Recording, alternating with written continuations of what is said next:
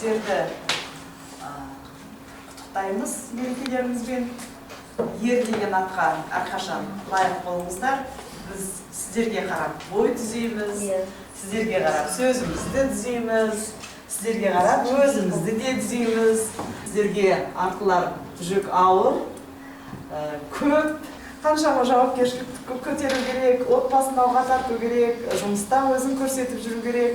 Жұмыстың одан сыртында мына қоғамда біз ол кісілерден қаншама талап қоямыз, соның бәріне жауап беріп, ер азамат болу негізі қиын, әйел болуға қарағанда.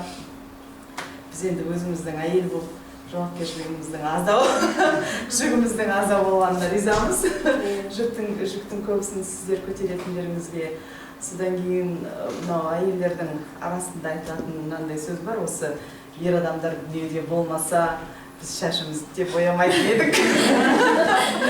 Косметикаға сонша ақшаны құртпайтын едік.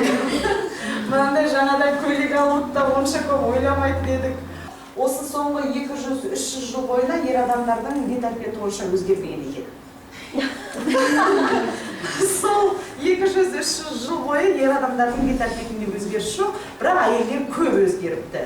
Әйелдер сол жылдармен салыстыра келгенде әйелдер әдеміленіп келе жатыр екен жыл сайын.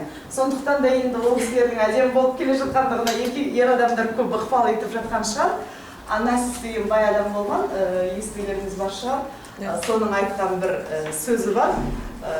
Дүниеде әйелдер болмаса, ақша осынша құнды болмас еді деген.